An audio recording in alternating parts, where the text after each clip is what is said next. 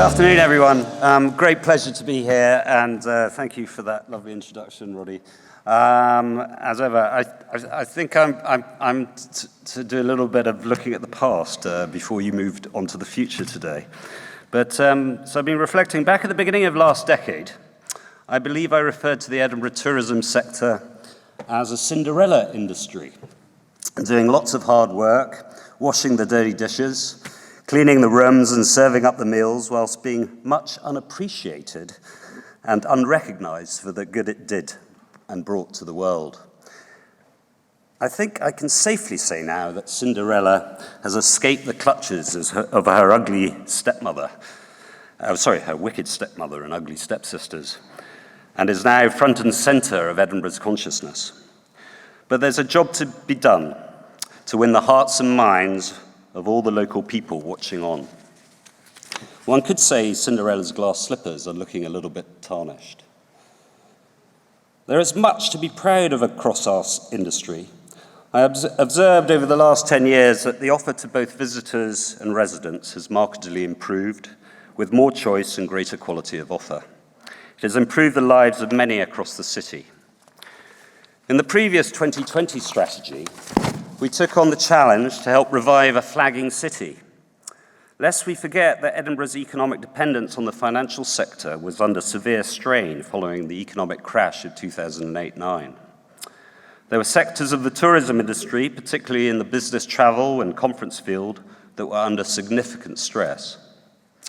However, the industry responded and adapted, and it was able to continue to create wealth and opportunities for many young people across the city to find work and employment. In the last 10 years, our industry has supported and created close to 10,000 new jobs across Edinburgh. We shouldn't forget that the employment opportunities for young people looked pretty grim in the early part of last decade.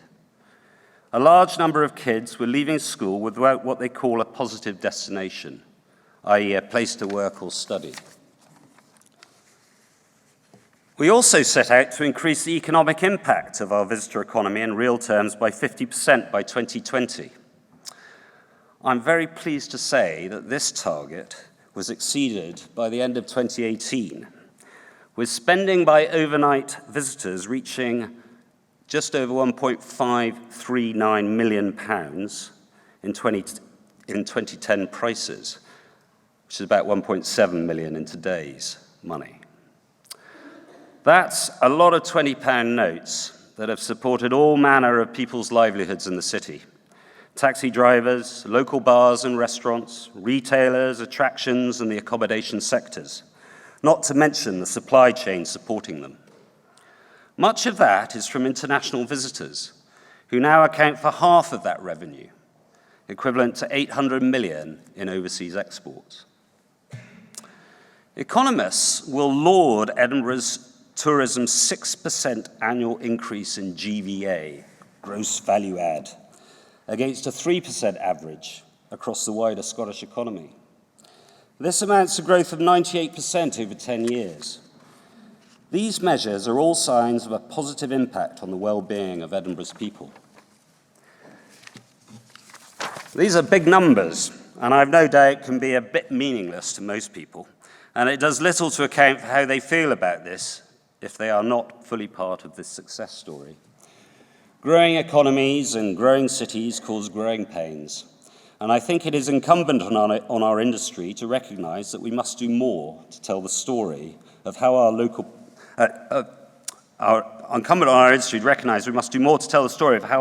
population benefits from this activity. We also should do more to reduce any adverse impacts on their lives. International visitors help put Edinburgh and Scotland on the international map, and the warmth of the welcome we give to our visitors helps support international sentiment towards Edinburgh, its people, and those of Scotland. The rise in capacity at Edinburgh Airport, with increased inflows of visitors, helps support new airline routes and destinations our local people can also enjoy visiting. These, in turn, support all sorts of parts of the local economy dependent on trading and doing business in other parts of the world. The international renown we enjoy from the success of our festivals is unrivaled in the world, and gives our locals opportunities to enjoy international cultural exchanges, which are unprecedented for such a small city. A city whose geographical location is very remote compared to many places in the world with much bigger populations. It's a pretty incredible story, which we should all be rightly proud of. However, this story of growth has some detrimental impacts across our city, and we need to recognize to do more to mitigate these if we are continued to enjoy this success. I was recently watching a program about the plight of some Cornish fishermen and women, as the attractiveness of the Cornwall's coastline had led to huge increases in house prices as folk from elsewhere were able to afford lots of money for holiday homes. It meant that these communities are becoming increasingly unaffordable to live in, and their traditional industry was under severe threat. It struck me if that they were to pack it in, then a huge part of the local culture and authenticity of the place would disappear. I think there is a sense of this type of thing taking place in the old town of Edinburgh. And it concerns me that if the authenticity of our old town disappears, then it could signal the demise of Edinburgh as a tourism destination in the long term too. I personally welcome the new policies announced by the Scottish Government to attempt to address some of the imbalance that has taken place here. In my own business, we've always focused on acting responsibly and sustainably. Impacts of visitors on the Isle of Skye have similarly come to the forefront in recent times, and our people are very conscious of it. So we organise events to give something back to that community. Volunteers from Rabbies travel up to help build and repair walking paths on the island, and our company's self-imposed carbon tax donates monies to projects that mitigate carbon and offsets. In Edinburgh, I would like to recognise the work of the Edinburgh Capital Group of Visitor Attractions and others that they've done, led by Kat Brogan, to provide work experiences and open the eyes of young people from less advantaged backgrounds across a collective of businesses. Some 867 kids to date have been involved in the Day in Edinburgh project. I've always seen tourism as a force for good in the world, as the mixing of people from all sorts of backgrounds and cultures supports a greater understanding of people who are both different and in many ways the same. This cultural interchange enriches people's lives and I hope contributes to greater peace and harmony across the world. I would make a plea that we collaborate to resolve some of the challenges that we face in Edinburgh. That we do this with a tolerance and understanding of different people's views and with respect to their feelings. As much as I believe social media has been a boon to driving consumer choice and quality in our sector, I think some of the recent noise around Edinburgh has been a bit intemperate at times and not conducive to finding good solutions to the challenges we face. Over the last decade, as I chaired the Edinburgh Tourism Action Group, we achieved so much by having open and honest debates conducted in good humour and with respect. It helped us reach much greater enlightenment and helped to foster a team tourism effort to pull in the same direction to achieve success. I believe we all tended to get a much better understanding of each other's views and were able to make better decisions as a result. And what of other achievements of ETAG and its community of businesses? Always collaborating to achieve more together. There are too many to list today, but I'd like to single out 3. Edinburgh in 101 Objects was possibly one of the most collaborative projects ever undertaken with the support of ETAG, and helped to showcase some of the city's hidden cultural gems.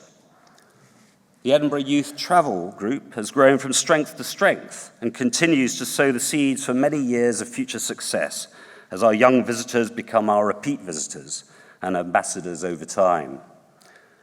And of course, it would be remiss of me not to mention the internationally recognized ETAG China Ready initiative, an enormous success story of collaborating to target the development of a direct air route to China and enable the industry to provide better experiences for this incredibly important future source market. It has also supported international relations between Scotland and China. My thoughts are with the people of Wuhan at this difficult time as they face the coronavirus crisis. And I wish them all good wishes and hope their freedom to travel is restored as soon as possible. I am confident our city will be at the forefront of welcoming them when they can. Events like these remind me of the great privilege we enjoy, being able to explore the world and how tourism can be such a catalyst for enriching our lives. Looking back over the last 10 years, I'm confident in saying that the Edinburgh tourism industry has played an important role in improving many people's lives, culturally, socially, and economically.